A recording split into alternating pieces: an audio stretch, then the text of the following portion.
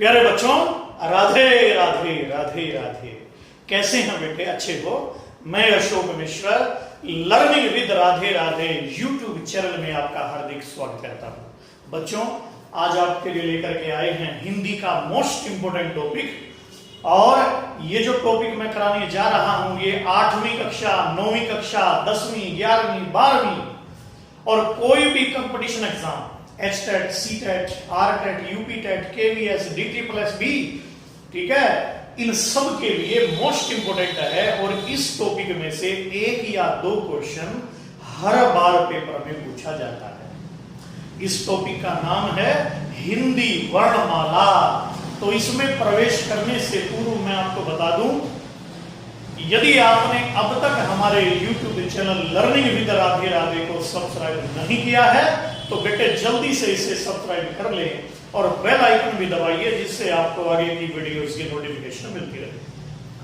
ठीक है?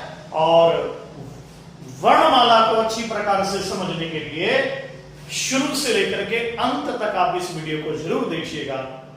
और मेरा ऐसा विश्वास है कि इसमें से एक या दो क्वेश्चन हर बार पेपर में आता है और इसे आप अच्छे से समझिएगा। तो चलिए सबसे पहले टॉपिक का नाम बता देता हूं, हिंदी वर्णमाला। देखो बेटे, वर्णमाला है ना, जैसे फूलों की माला ऐसे ही वर्णों की माला। वर्णमाला मीन्स वर्णों की ऐसी माला जिसमें सभी वर्ण क्रमबद्ध और व्यवस्थित रूप में होते हैं, उन्हें हम कहते हैं वर्णमाला। जैसे देखा होगा ना अपने फूल माला होती है तो उसमें छोटे फूल पहले, फिर धीरे धीरे बड़े फूल, और जो मोटे भारी फूल होते हैं वो बीच में होते हैं, जिससे माला सुंदर बनती है। तो किसी भी भाषा में प्रयुक्त मूल ध्वनियों को क्रमबद्ध और व्यवस्थित रूप में लिखना वर्णमाला कहलाता है। आपके लिए बिल्कुल सरल है, वर्णों को क्रमबद्ध और व्यवस्थित रूप में लिखना वर्णमाला कहलाता है। अब प्रश्न है कि हिंदी वर्णमाला में कुल कितने वर्ण हैं? तो बच्चों ध्यान दीजिएगा, हिंदी वर्णमाला में कुल वर्ण है 52। ये मैंने यहां भी लिखा है। उच्चारण के आधार पर हिंदी में कुल 45 वर्ण हैं और लेखन के आधार पर हिंदी में कुल 52 वर्ण हैं। आज मैं आपको बताऊंगा कि वे 52 वर्ण कौन कौन से हैं। ठीक है बेटे? आज मैं आपको ये नहीं करा रहा कि वर्ण किसे कहते हैं, स्वर किसे कहते हैं, ठीक है, व्यंजन किसे कहते हैं। आज का लेक्चर बस यही है कि वे 52 वर्ण हैं कौन से। तो चलिए हम शुरू करते हैं। देखो, वर्णमाला मीन्स इसमें सारे ही वर्ण होंगे। तो आप जानते हो, थोड़ा सा फिर भी बता देता हूं। देखो बेटे, हिंदी में लघुत्तम इकाई यानी कि भाषा की लघुत्तम इकाई वर्ण है, लघुत्तम सार्थक इकाई शब्द है, पूर्ण सार्थक इकाई वाक्य है। तीन ही तत्वों पर विचार किया जाता है, वर्ण विचार, शब्द विचार और वाक्य विचार। तो सबसे पहले मैं आपको बता दूं, वर्ण कहते किसे हैं? वह छोटी से छोटी मूल ध्वनि जिसे खंडित नहीं किया जा सकता। वह छोटी से छोटी मूल ध्वनि जिसके टुकड़े न किए जा सके उसे हम वर्ण कहते हैं। और वर्ण दो तरह के हैं, नंबर 1 स्वर वर्ण और नंबर 2 व्यंजन वर्ण। तो ये हैं हमारे स्वर वर्ण। अ, आ, ई, उ, री, ए, ऐ, ओ, औ, अंग, एह। तो बेटे ये हो गए हमारे 13 वर्ण, 13 स्वर वर्ण है। अगर आपसे पूछा जाए कि हिंदी में कुल कितने स्वर होते हैं तो निशान लगेगा कुल होते हैं 13। और आपसे पूछ लिया जाए हिंदी में कितने स्वर हैं तो इन दो को छोड़ दीजिएगा और ये हमारे हो जाएंगे 11। इन दो को हम छोड़ देंगे उस समय। तो ये समझ में आया ना बेटा आपको? हिंदी में कितने स्वर हैं? 11। हिंदी में कुल कितने स्वर हैं? 13। इन दो को जोड़ देने पर 13 होते हैं। फिर देखो, इनका थोड़ा सा बता देता हूं मैं। ह्रस्व स्वर जिनको बोलते समय कम से कम समय लगे, ठीक है, एक मात्रा का समय लगे। तो देखो इनमें कौन कौन से हैं? अ, ई, उ, री, तो बेटे ये हो जाएंगे 4। तो हिंदी में ह्रस्व स्वर कितने हैं? 4।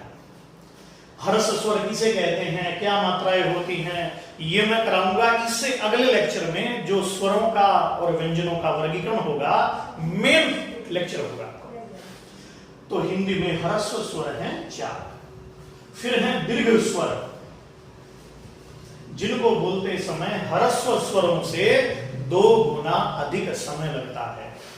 तो देखो दुगुना समय लगा, आ, ई, उ, ए, आई, ओ, औ, और इनकी कुल संख्या हो गई 7। तो बेटे ये 7 हमारे हैं दीर्घ स्वर। फिर है पलुत स्वर, जिनको बोलते समय ह्रस्व स्वरों से 3 गुना अधिक समय लगता है, उन्हें हम कहते हैं पलुत स्वर। और पलुत स्वर का प्रयोग सामान्यतः हिंदी में नहीं किया जाता, संस्कृत में किया जाता है। देखो ये ह्रस्व कम से कम समय, ये दीर्घ दुगना समय, और ये 3 गुना समय। किसी भी दीर्घ स्वर के अंत में यदि आपने 3 का चिन्ह लगा दिया, किसी भी स्वर के अंत में यदि आपने ये 3 लगा दिया, इट मीन्स वो पलुत हो जाएगा। क्या हो जाएगा? पलुत। और पलुत स्वर का प्रयोग संस्कृत में या वैदिक मंत्रों में होता है। जैसे आपने देखा होगा ना, ओम, ओ के पीछे 3 लग जाता है तो ओम में, हाँ ऐसे ही। जिसे आपने यूं देखा होगा ना, इस तरह से ओ के पीछे यूं लगा दिया जाता है ना, इस तरह से ओम। तो जिस भी स्वर के अंत में ये 3 का चिन्ह लग गया ना, इट मीन्स वो पलुत है। तो हिंदी में इसका प्रयोग नहीं होता, या यूं कहिएगा किसी को पुकारने के लिए पलुत स्वर का प्रयोग किया जाता है। इनका डीपली वर्णन मैं करूंगा अगले लेक्चर में। आज तो हम करेंगे 52 वर्ण कौन से हैं। अयोग वाह स्वर, देखो ये 2, अंग और अह, अंग और अह, अ के ऊपर बिंदु और ए के पीछे विसर्ग, इन 2 बिंदुओं को बोलते हैं विसर्ग। अयोग वाह स्वर हिंदी में कितने होते हैं? 2 होते हैं, जिनका उच्चारण व्यंजनों के समान होता है, पर जिनकी गिनती स्वरों में होती है। जो न स्वर होते हैं न व्यंजन होते हैं, जो स्वर भी होते हैं व्यंजन भी होते हैं। ये इनकी परिभाषा है। अयोग वाह स्वर हिंदी में कितने होते हैं बेटे? 2 होते हैं। एक बार देख लो, जैसे मैंने शब्द लिखा घंटी, है ना, तो देखो इसको ऐसे भी लिख सकते हो आप, है ना। तो ये अनुस्वार है, इसका उच्चारण व्यंजन के समान हो रहा है ना, अणा आ गया ना, और तो उच्चारण व्यंजन के समान, पर बोला जा रहा है स्वर की तरह, जिनका उच्चारण व्यंजनों के समान होता है, पर जिनकी गिनती स्वरों में होती है। ऐसे ही जैसे मैंने शब्द लिखा रामः, तो इसका उच्चारण तो ह की तरह होगा ना बेटे, ह, रामः। ठीक है, तो ये 2 हैं, अनुस्वार और विसर्ग। तो हिंदी में अयोग वाह स्वर कितने होते हैं? 2 होते हैं।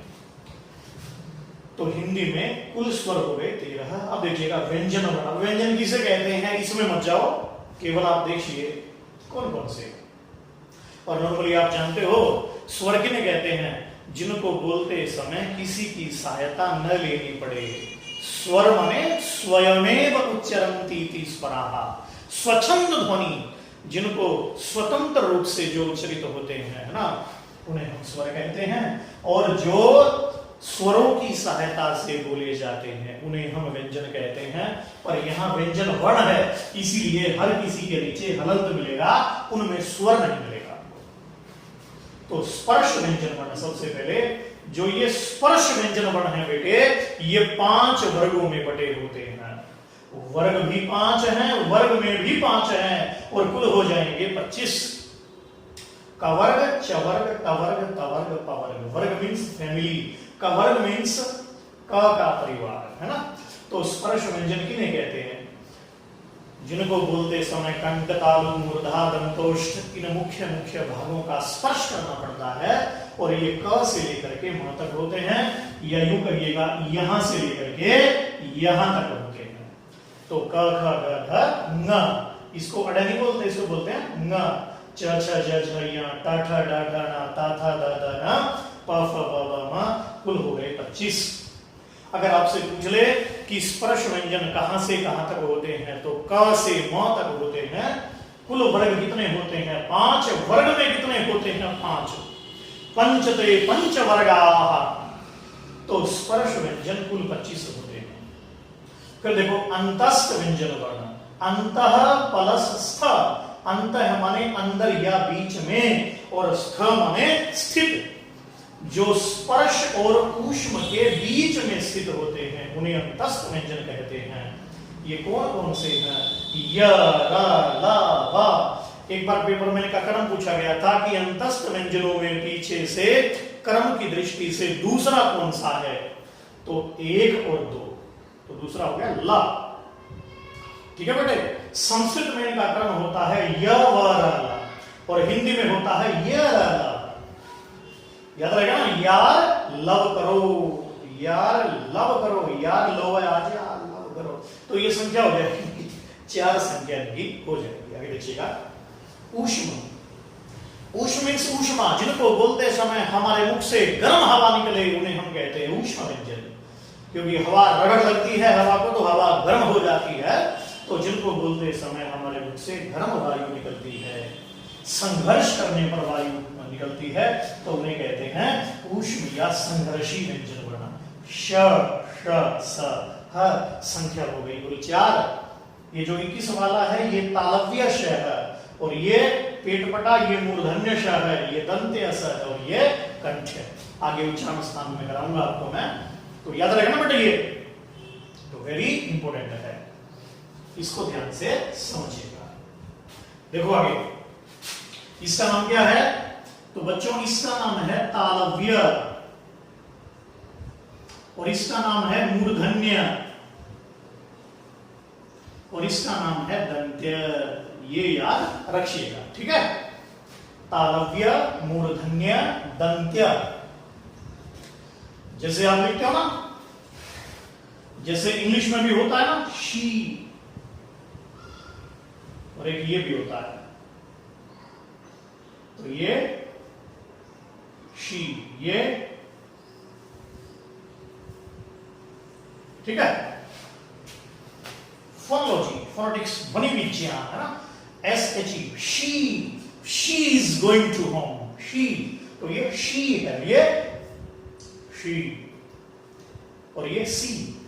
देखना, देखना उस लड़की को समुद्र में कूदने वाली है, देखना उस लड़की को समुद्र में कूदने वाली, बचाओ उसको। तो ऐसे ये श, और ये जीभ उठा के मुंह तक लगेगी श, और ये स, और ये जैसे साड़ी, शाड़ी, शाड़ी, तो इस तरह से इसका उच्चारण याद रखिएगा। तो ये भी संख्या में कितने बेटे? 4 हैं। फिर हमारे आते हैं संयुक्त व्यंजन, 2 आधे, यानी कि आधा और पूरा, आधा और पूरा। जब 2 हलंत व्यंजन मिलते हैं तो संयुक्त व्यंजन बनता है, याद रहेगा ना, 2 हलंत व्यंजन मिलते हैं तो संयुक्त व्यंजन बनता है। आगे देखिएगा, ये है क्ष, त्र, ज्ञ और श, तो क, श, अ, त, र, अ, ज, य, अ, श, र, अ, पहचान लेंगे बेटे? तो ये हमारे हैं संयुक्त व्यंजन। इन्हीं के टुकड़े ऐसे भी हो सकते हैं। अब जैसे ये अ है, ये इसमें मिल गया तो पूरा हो गया, तो एक आधा एक पूरा, यानी कि ये टुकड़े भी सही हैं। और कई बार पेपर में पूछा जा चुका है कि क्ष का वर्ण विच्छेद कौन सा है, तो इनका वर्ण विच्छेद आपको याद रखना, कर लेंगे ना बेटे? तो ये वेरी इजी है, कोई कठिन नहीं है। अब जैसे ये है, ध्यान दीजिएगा, जैसे मैं ये शब्द लिखूं यहां पर, अब जैसे ये है ज्ञान, इसको नॉर्मली बच्चे टीचर्स भी क्या बोलते हैं? ज्ञान। पर आप जानते हो ना ये किससे बना है? ये ज और य से बना है, तो इसको क्या बोलना चाहिए? इसको ये बोलना चाहिए, है ना, ज्ञान, है ना, ज्ञान। पर बोलते क्या है? ज्ञान। तो शुद्ध तो यही है, ज्ञान। आगे लगा दिया, क्या बोलेंगे? ये विज्ञान नहीं, विज्ञान होगा, ठीक है? और बचपन में हमें ऐसे आदत पड़ी हुई है, जैसा पढ़ाया वैसा ये बोल रहे हैं, विज्ञान, तो ये शुद्ध है। ऐसे ये क्षत्रिय, अक्षत्रिय नहीं, ऐसे ही श्रीमती, तो बेटा इस तरह से ये शब्दों को आप ध्यान दीजिएगा, कर लोगे ना इसको। अब देखो एक बार एचटेट में और पीछे स्क्रीनिंग की परीक्षा में पूछा गया था ताड़न जात छाटिए, तो ये हमारे ताड़न जात हैं, उत्क्षिप्त हैं, द्विगुण हैं। कौन कौन से? अड़ अड़ह, संख्या हो जाएगी इनकी 2, जिनको बोलते समय जीभ को ताड़ना सी लगती है अड़। उत्क्षिप्त, जिनको बोलते समय जीभ ऊपर उठे और एकदम नीचे गिरे, उन्हें हम कहते हैं उत्क्षिप्त। तो अड़ अड़ह संख्या हो जाएगी 2। थोड़ा सा अंदर देखिएगा, देखो अब देखो ये मिलते जुलते से ना, ताड़न जात ताड़ना सी लगे, 2 गुण है, नीचे से स्वर का गुण, ऊपर से व्यंजन का गुण। अब देखो इसके पेट पर बिंदु है, देखो ये है ना बेटा, इसके पेट पर बिंदु है ना, तो इनमें देखो ये मिलते जुलते से लगते हैं पर ये बिल्कुल अलग है।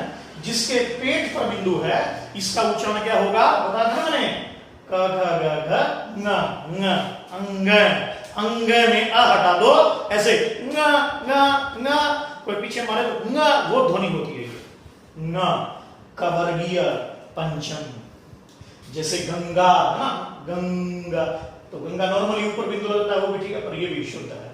ऐसे डमरू, ढक्कन, तो ये टवर्ग का तीसरा और चौथा। देखो ये यहां पर मैंने हलंत आपको समझाने के लिए नहीं लगाया है, तो ड ढ टवर्ग का तीसरा चौथा, और ये अड़ अढ़, ये इन्हीं का विकसित रूप है टवर्ग का, अड़ अढ़। तो इन्हों हम कहेंगे ताड़न जात, ताड़ना से उत्पन्न होते हैं, जीभ को ताड़ना लगती है अड़ अढ़। जैसे सड़क, पढ़ाई, जो ये ताड़न जात होते हैं ना बेटा, ठीक है, इनका प्रयोग किसी भी शब्द के शुरू में नहीं होता, मध्य या बीच में होता है। ताड़न जातों का प्रयोग शब्द के प्रायः मध्य में होता है, पहचान लेंगे। और इनसे भी कोई, देखो इनसे और इनसे कोई शब्द शुरू नहीं होता है। इनका प्रयोग यानी कि कवर का पंचम और ताड़न जात प्राय शब्द के मध्य में इनका यूज किया जाता है, तो पहचान लेंगे। तो एक बार फिर देख लीजिएगा, इन सब को आप जोड़ेंगे ना बेटा, जोड़ लो, कुल हो गए आपके स्वर कितने 13, और ये हो गए 25, ठीक है, और 4 ये हमारे हो जाएंगे अंतस्क, और ऊष्म हमारे हो जाएंगे, ठीक है, और संयुक्त हमारे हो जाएंगे, और 2 हमारे हो जाएंगे ताड़न जात, ठीक है। 8 4 12, 12 4 16, 4 20, और ये हो जाएंगे, तो 52 हो जाएंगे। तो बेटे हिंदी वर्णमाला में कुल कितने वर्ण हैं? 52 वर्ण हैं। उच्चारण के आधार पर 45, लेखन के आधार पर 52। तो ये कौन कौन से हैं आगे, अब इससे अगले लेक्चर में हम पढ़ेंगे स्वरों का वर्गीकरण।